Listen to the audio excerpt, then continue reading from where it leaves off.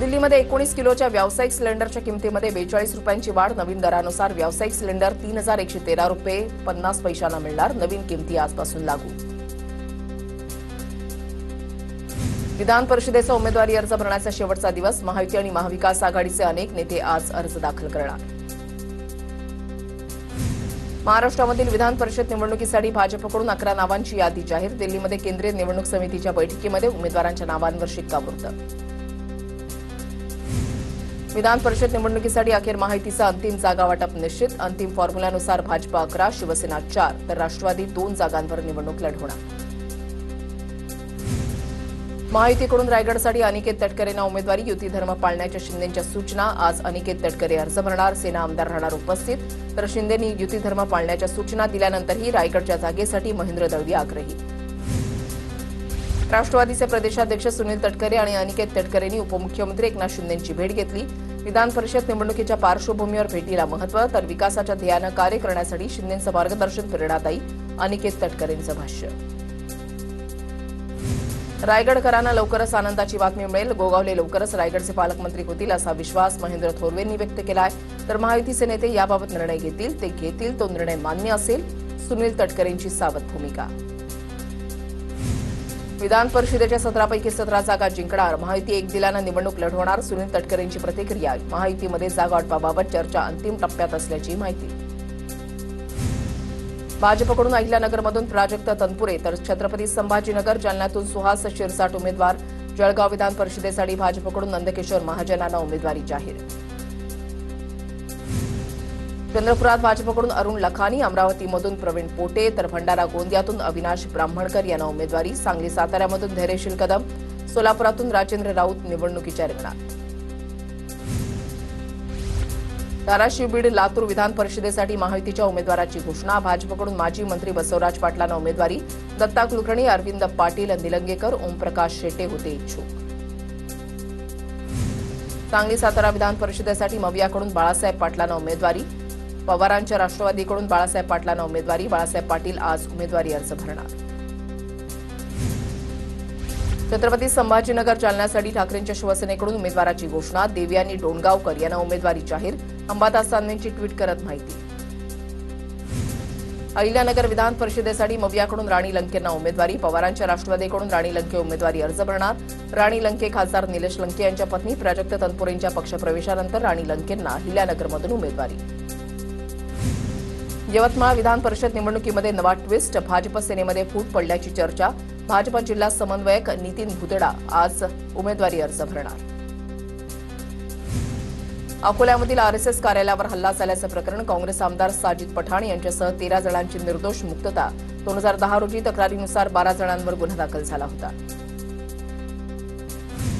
मराठा समाजाला न्याय देण्याची आमची भूमिका. जरांगेंना दिलेली आश्वासनं सर्वांसमोर आहेत. जरांगेंना दिलेल्या आश्वासनांवरून मुख्यमंत्री देवेंद्र फडणवीसांची प्रतिक्रिया. सरकारी शिष्टमंडळाची जरांगेंसोबत चर्चा फळाला. 15 तासानंतर जरांगेंचं उपोषण मागे. उद्यापासून सुधारित ड्राफ्टवर प्रक्रिया सुरू होईल. सरकारनं आश्वासन न पाळल्यास पुन्हा उपोषण. जरांगेंचा इशारा. मनोज जरांगेंवर छत्रपती संभाजीनगरच्या गॅलेक्सी रुग्णालयामध्ये उपचार सुरू. उन्हामध्ये उपोषण केल्यानं जरांगेंची तब्येत खालावली. पुढील 48 तास डॉक्टरांच्या निगराणीखाली ठेवणार. मनोज जरांगे यांनी फडणवीसांना कलाकार म्हटलं होतं, पण मनोज जरांगे हेही उपोषण करण्यात फार मोठे कलाकार आहेत. अनेक राजकारणी हे देखील कलाकार आहेत. रामदास आठवलेंचं वक्तव्य. मराठा अभ्यासकांनी केलेल्या सूचना शिष्टमंडळाकडून मान्य. फक्त सातारा संस्थांच्या गॅझेटचा मुद्दा राहिलाय. महाधिवक्त्यांशी बोलून लवकरच तोडगा काढणार. शिष्टमंडळाचं जरांगेंना आश्वासन. सरकारकडून शिंदे समितीला 1 वर्षाची मुदतवाढ देण्याचं आश्वासन. माझी ब्रेन मॅपिंग करा असं म्हणणाऱ्या धनंजय मुंडेंची नार्को टेस्ट करा. त्यांनी माझा घातपात करायला कुणाला लावलं ते समोर आलं पाहिजे. जरांगेंचा धनंजय मुंडेंवर निशाणा. माझी आणि माझ्या विरोधात असलेल्यांची नार्को टेस्ट करा. नाव न घेता मनोज जरांगेंचा भुजबळांवर निशाणा. मनोज जरांगेंची राधाकृष्ण विखे आणि प्रसाद लाड यांच्यासमोर विनंती. सरकार डबल ढोलकी. ओबीसींवर अन्याय. लवकरच रस्त्यावर उतरणार. विजय वडेट्टीवार आक्रमक. तर काँग्रेसनं तरी ओबीसींचं काय कल्याण केलं? विजय वडेट्टीवारांच्या टीकेला जरांगेंचा सवाल. जरांगे पाटलांच्या मागण्यांमध्ये नवीन काहीच नव्हतं. जरांगेंच्या मागण्यांची पहिल्यांदाच पूर्तता झाली. तायवाडेंची प्रतिक्रिया. तर आमच्यासाठी आनंदाची गोष्ट. ओबीसी आरक्षणाला धक्का लागलेला नाही. बबनराव तायवाडेंचं भाष्य.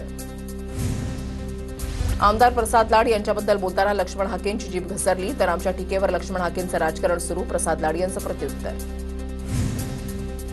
येणाऱ्या 8 ते 10 दिवसांमध्ये शेतकरी कर्जमाफी केली जाईल, कृषी मंत्री दत्ता भरणेंची चौंडीमधल्या सभेमध्ये घोषणा, शेतकऱ्यांना मोठा दिलासा. कर्जमाफी होणार हे आम्ही किती दिवस ऐकतोय, सरकार केवळ घोषणा करतंय, आदित्य ठाकरेंची टीका. एकीकडे घोषणा करायची आणि दुसरीकडे महागाई वाढवायची, आदित्य ठाकरेंचा हल्लाबोल. शेतकऱ्यांच्या नावावर राजकारण बंद करा, आधी स्वतःचा इतिहास तपासा, कांद्याला हमीभाव देण्याच्या रोहित पवारांच्या मागणीवर नवनाथ पन यांचं प्रत्युत्तर. शरद पवार कृषी मंत्री असताना किती वेळा कांद्याला हमीभाव मिळाला, नवनाथ पन यांचा रोहित पवारांना सवाल. लाडकी बहीण योजनेमध्ये 80 लाख महिला अपात्र, पडताळणीनं तर महिलांची नावं योजनेतून वगळली, लाभार्थ्यांची संख्या 1,66,00,000वर. ई-केवायसीची मुदत वाढवण्याबाबत सरकारचा कोणताही प्रस्ताव नाही. आम्ही लाडक्या बहिणींना आत्मनिर्भर बनवण्याचं काम केलं, कुणीही आलं तरी लाडकी बहीण योजना बंद होणार नाही, चौंडीमधून उपमुख्यमंत्री एकनाथ शिंदेंची ग्वाही. पुण्यश्लोक अहिल्यादेवी होळकरांच्या जयंतीच्या खर्चाचं ऑडिट करा, रोहित पवारांची मागणी. तर कशाचं ऑडिट केलं पाहिजे याचं भान ठेवायला हवं, रोहित पवारांच्या मागणीनंतर फडणवीसांची टीका. अहिल्यानगरच्या चौंडीमध्ये गोपीचंद पडळकर आणि रोहित पवार आमने-सामने, दोघांच्याही कार्यकर्त्यांनी आमने-सामने आल्यावर जोरदार घोषणाबाजी केली. तर हे प्रेरणास्थळ, इथे राजकारणासाठी नव्हे तर अहिल्यादेवींना अभिवादनासाठी यावं, राम शिंदेंची प्रतिक्रिया.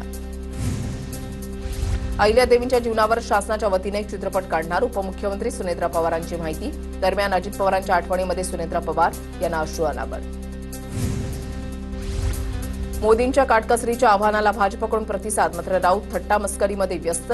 भाजप प्रवक्ते नवनाथ पन यांची टीका. देवेंद्र फडणवीस सामान्य प्रवाशाप्रमाणे प्रवास करतात, संजय राऊत तयार आहेत का, पन यांचा सवाल.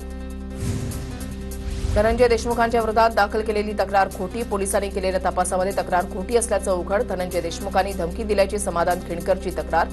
दोन्ही बाजूंच्या फिर्यादींनी जाणून बुजून खोटी तक्रार दिली, पोलिसांची माहिती. कोणत्या पक्षाचं सरकार येतं याची राजकारणामध्ये 90% लोक वाट बघतात, पक्ष का सोडला हे नेत्यांनाही कळत नाही. राजकीय नेत्यांच्या पक्षांतरावर नितीन गडकरींचं मिश्किल वक्तव्य. विषारी दारू प्रकरणामध्ये आतापर्यंत 15 जणांचा मृत्यू, सीआयडीकडून परिपत्रक जारी. पिंपरी चिंचवडच्या दापोडीमध्ये 11 तर हडपसरमध्ये 4 जणांचा मृत्यू झाल्याची माहिती. पिंपरी चिंचवड विषारी दारू प्रकरणी दापोडी पोलीस निरीक्षकांची उचलबांगडी, पोलीस निरीक्षकांची नियंत्रण कक्षामध्ये रवानगी. या प्रकरणामध्ये 4 पोलीस कर्मचारी निलंबित. मंत्री गिरीश महाजनांचा दौरा अचानकपणे ठरल्यानं पिंपरी चिंचवड पोलिसांची तारांबळ, रस्त्याच्या दुतर्फा लागलेल्या 4 चाकींना धक्का देण्याची पोलिसांवर वेळ. हिंदू आता जागा झालाय, पुढच्या काळामध्ये जिहाद होऊ देणार नाही, देशामध्ये आणि राज्यामध्ये जिहाद सुरू आहे, त्यामुळे हिंदू संघटित झाला पाहिजे, संजय केळकर यांचं वक्तव्य. डोंबिवलीमधील 4 एकर 25 गुंठे जमीन पिंपळेश्वर महादेव मंदिराला देण्याचा निर्णय झाल्यानंतर भाजप प्रदेश अध्यक्ष रवींद्र चव्हाणांकडून सहकुटुंब संकल्पपूर्ती पूजन. मुख्यमंत्री उपमुख्यमंत्री एकनाथ शिंदे, सुनेत्रा पवारांसह अनेक मंत्री उपस्थित राहणार. टीएमसी खासदार कल्याण बॅनर्जी यांच्यावर हुबळीमध्ये हल्ला, संतप्त आंदोलकांच्या हल्ल्यामध्ये कल्याण बॅनर्जींच्या डोक्याला दुखापत. पोलीस ठाण्यामध्ये निवेदन देण्यासाठी जाताना निदर्शकांकडून धक्काबुक्की, खासदार समर्थक आणि निदर्शक आमने-सामने, हुबळीमध्ये तणाव. बॅनर्जींवर भाजपनं केलेल्या हल्ल्याचा धिक्कार. बॅनर्जींवर झालेल्या हल्ल्यावरून राऊतांचा भाजपवर निशाणा, तर भाजप कार्यकर्त्यांची हत्या झाली तेव्हा राऊत गप्प का होते.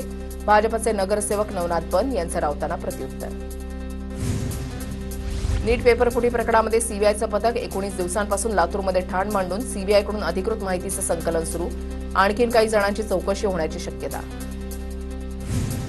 जालन्याच्या बाची उमरत तांडामध्ये भोंदूबाबानं महिलांचे दागिने पळवले, गावकऱ्यांनी पाठलाग करून भोंदूबाबाला बेदम चोपलं. भिक्षा मागण्याच्या बहाण्यानं 4 ते 5 भोंदूबाबा गावामध्ये शिरले होते. चोरी करणारा एक भोंदू गावकऱ्यांच्या तावडीमध्ये सापडला. चाकणमध्ये डंपर बाजूला घेण्याच्या वादातून 2 तरुणांचं अपहरण. बिदरवाडी फाट्यावरून गाडीमध्ये जबरदस्तीनं कोंबून नेत जीवघेणा हल्ला, 7 ते 8 जणांवर गुन्हे दाखल. पुण्यातल्या विषारी दारूमुळे मृत्यू झाल्याचं प्रकरणाचा तपास सीआयडीनं हाती घेतल्यानंतर तपासाला वेग. 8 आरोपींची पाषाणमधील कार्यालयामध्ये कसून चौकशी, इथेनॉलच्या स्रोताचा शोध घेण्यावर विशेष भर. पुण्याच्या चाकणमध्ये डंपर बाजूला घेण्याच्या वादातून 2 तरुणांचं अपहरण. चाकणच्या बिरदवडी फाट्यावरून थार गाडीमध्ये जबरदस्तीनं कोंबून नेलं. रोहकलच्या डोंगरावर नेऊन कोयता रॉडनं तरुणावर जीवघेणा हल्ला. हल्ल्यामध्ये 2ही तरुण गंभीर जखमी, 7 ते 8 जणांवर. थकबाकीदारांच्या जप्त केलेल्या मालमत्तांचा बीएमसीकडून लिलाव करण्यात येणार. भूखंड आणि इमारतींच्या मूल्यांकनासाठी संस्थेची नियुक्ती. संस्थेसाठी बीएमसीकडून 21,67,000ची तरतूद. छत्रपती संभाजीनगरच्या जायकवाडी धरणामध्ये बुडून 2 मित्रांचा दुर्दैवी मृत्यू. अनिकेत भारती, संकेत खरात हे दोघे पोहण्यासाठी पाण्यामध्ये उतरले होते. पाण्याचा अंदाज न आल्यानं दोघेही बुडाले. रत्नागिरीमध्ये आजपासून पुढील 2 महिने मासेमारी बंद. 31 जुलैपर्यंत मासेमारी बंदी राहणार. शेकडो मच्छीमारी नौका बंदरामध्ये विसावल्या. धाराशिवच्या वाशी तालुक्यामध्ये वादळी वाऱ्यासह पावसानं हजेरी लावली आहे. वादळी वाऱ्यामुळे जिल्हा परिषदेच्या शाळेवरील पत्रा उडून गेलाय. वादळी वाऱ्यामुळे धाराशिवच्या अनेक गावांमध्ये घरांवरचे पत्रे उडाले. छत्रपती संभाजीनगर जिल्ह्यामध्ये वादळी वाऱ्यासह झालेल्या पावसानं हाहाकार. बिडकीनमध्ये घरावरून गेलेल्या विजेच्या तारेवर मोठं झाड कोसळल्यामुळे जोरदार ठिय्या. परिसरात भीतीचं वातावरण. सुदैवानं कोणतीही जीवितहानी झाली नाही.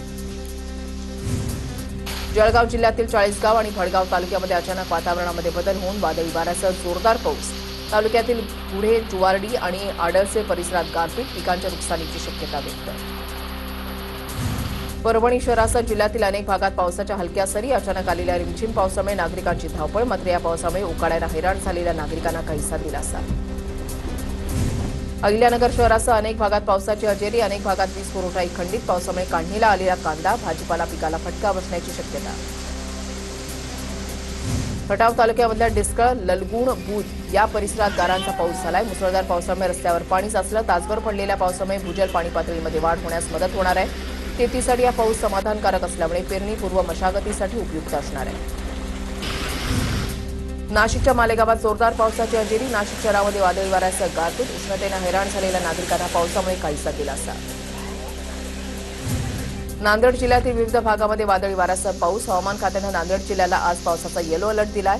मुदखेड, भोकर, उमरी, धर्माबाद, अर्धापूर तालुक्यात पाऊस. जळगाव शहरासह जिल्ह्यामध्ये अनेक भागात पहाटेच्या सुमारास पावसाची हजेरी. 10 ते 20 मिनिटं वादळी वाऱ्यासह जोरदार पाऊस. वादळी वाऱ्यामुळे अनेक भागात वीज पुरवठा खंडित. गोंदियामध्ये मान्सूनपूर्व पावसाचा फटका. राज्य महामार्गालगत वाळवण्यासाठी ठेवलेलं धान आणि मका पूर्णपणे भिजलं. 5 एकरावरील धान आणि मका पूर्णपणे भिजल्यानं शेतकऱ्यांचं मोठं नुकसान. अकोल्यामध्ये जोरदार वाऱ्यासह हलक्या पावसाच्या सरी. उन्हाची तीव्रता कमी झाल्यानं नागरिकांना मोठा दिलासा. बुलढाण्याच्या खामगाव आणि शेगाव परिसरात मान्सूनपूर्व पावसाची हजेरी. पावसामुळे वातावरणामध्ये गारवा निर्माण झाल्यानं नागरिकांना दिलासा. साताऱ्यामधल्या कोयना धरणाची पाणी पातळी घटल्यामुळे कोयना जलाशयाचं बॅकवॉटर ओसाड पडल्यानं जुन्या कसबापेठ, बामणोली गावाचे अवशेष दिसू लागलेत. 1952च्या आधी या भागामध्ये कसबापेठ, बामणोली वस्ती होती. कोयना धरणाच्या निर्मितीनंतर या गावाचं स्थलांतर. बोरिवली पश्चिमेमध्ये मुख्य जलवाहिनी फुटल्यानं लाखो लिटर पाणी वाया. पाण्याचा दाब प्रचंड असल्यामुळे इमारतीच्या दुसऱ्या मजल्यापर्यंत पाण्याचे फवारे उडाले. पाणी पुरवठा बंद करून जलवाहिनी दुरुस्तीचं काम. पुण्यामध्ये शिवसेनेच्या महिला आघाडीनं दारूचे गुत्ते फोडले. पुण्यामध्ये शिवसेनेकडून दारूच्या अड्ड्यांवर दाणके घेऊन आंदोलन. दारू विक्री होणाऱ्या गुत्त्यांवर शिवसेनेची धडक. शहापूर तालुक्यामध्ये वाढत्या उष्णतेच्या पार्श्वभूमीवर नागरिकांकडून मानवी साखळी आंदोलन. झाडतोडीच्या विरोधात आवाज उठवला. अनधिकृत वृक्षतोडीमुळे तापमान वाढत असल्याचा आरोप. झाडं वाचवा आणि अधिकाधिक वृक्ष लागवड करण्याचा संदेश. माध्यमिक आणि उच्च माध्यमिक शिक्षण मंडळातर्फे घेण्यात आलेल्या फेब्रुवारी-मार्च 2026च्या 10वी परीक्षेचं गुणपत्रक आणि प्रमाणपत्रांचं आज विद्यार्थ्यांना वाटप. राज्यभरातील शाळांमध्ये यासाठी तयारी पूर्ण. राज्यातील 757 शाळा बंद करण्याच्या किंवा अनुदानापासून वंचित ठेवण्याच्या शासन निर्णयाला मुंबई उच्च न्यायालयाच्या कोल्हापूर खंडपीठाकडून स्थगिती. शाळांना सुनावणीची संधी न देता कारवाई केल्याबद्दल न्यायालयाकडून शासनाच्या भूमिकेवर तीव्र ताशेरे. बुलढाण्यामध्ये विनापरवाना शेतमालाची खरेदी विक्री सुरू असल्याचा आरोप. बाजार समितीचा परिसर सोडून शेतमालाची खरेदी विक्री सुरू. व्यापाऱ्यांचा आरोप. बाजार समितीच्या कर्मचाऱ्यांचे पगार थकले. बीडमध्ये पैशांच्या वादातून महिलेवर चुलत दिराकडून कोयत्यानं हल्ला. महिलेवर शासकीय रुग्णालयामध्ये उपचार सुरू. आरोपी आणि पीडितेमध्ये अनैतिक संबंधही असल्याची माहिती. वडवणी पोलिसात आरोपीच्या विरोधात हत्येच्या प्रयत्नाचा गुन्हा दाखल. नांदेडमधल्या स्टेट बँक ऑफ इंडियाच्या डॉक्टर लेन शाखेमध्ये 80 तोळं तारण ठेवलेल्या सोन्याची अफरातफर झाल्याचा धक्कादायक प्रकार.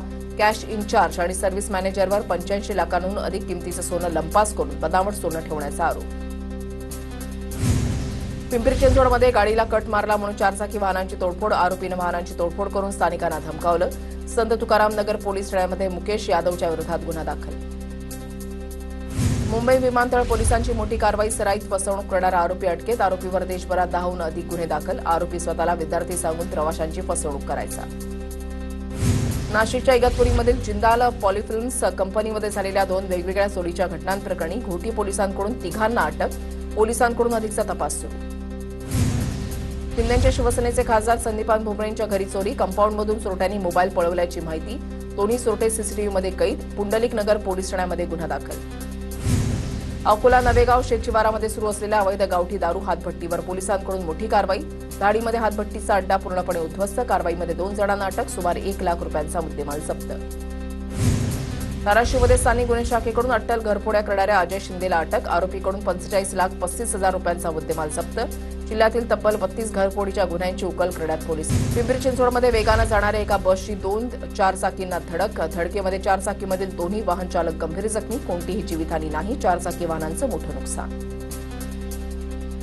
उल्हासनगरच्या कॅम्प 3 मधील पंचमुखी परिसरात पाडकाम सुरू असताना एका इमारतीचे 2 मजले अचानक कोसळले. या दुर्घटनेमध्ये 3 जण ढिगाऱ्याखाली अडकल्याची माहिती. बचावकार्य सुरू. सुदैवानं कोणतीही जीवितहानी नाही. भंडारा जिल्ह्यामधील तुमसर रामटेक मार्गावर ट्रक आणि चारचाकी वाहनाचा अपघात. अपघातामध्ये 3घांचा जागीच मृत्यू. 1 जण गंभीर. पोलिसांकडून अधिकचा तपास सुरू. ज्येष्ठ गायिका सुमन कल्याणपूर यांचं निधन. वयाच्या 89व्या वर्षी घेतला अखेरचा श्वास. मुंबईच्या राहत्या घरी सुमन कल्याणपूर यांचं निधन. वाशिमच्या मानोऱ्यामध्ये धरण परिसरात लागलेल्या आगीमुळे शेतीचं मोठं नुकसान. धरण परिसरातील सिंचनासाठी टाकण्यात आलेले साहित्य जळून खाक. आगीमध्ये शेतकऱ्यांचं मोठं आर्थिक नुकसान. आगीचं कारण अद्याप अस्पष्ट. कोल्हापूरच्या आरोळ गावातील पितापुत्र एकाच वेळेला मुंबई पोलीस दलामध्ये भरती. विजय पाटील हे निवृत्त जवान आहेत, तर त्यांचा मुलगा पृथ्वीराज पाटील यांनी 19व्या वर्षी यश मिळवलंय. आरोळमधील ग्रामस्थांकडून दोघांचं जल्लोषात स्वागत.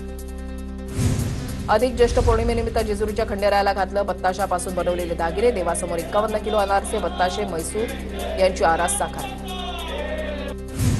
किल्ले रायगडाचा पायी मार्ग 30 मे ते 1 जून दरम्यान बंद. शिवराज्याभिषेक सोहळ्याच्या पार्श्वभूमीवर धोकादायक दगड हटवण्याचं काम सुरू. भीमाशंकर मंदिर 15 जूनपासून भाविकांसाठी खुलं होणार. सभामंडप आणि पायरी मार्गाचं काम अंतिम टप्प्यात. 5 जूनपासून ऑनलाईन नोंदणी प्रक्रिया सुरू होणार. पंढरपूरच्या विठ्ठल रुक्मिणी मंदिरामध्ये पारदर्शक मंडपाची उभारणी. पारदर्शक मंडपामुळे भाविकांना कळस दर्शन घेता येणार. अत्याधुनिक तंत्रज्ञानाचा वापर करून पारदर्शक मंडपाची उभारणी.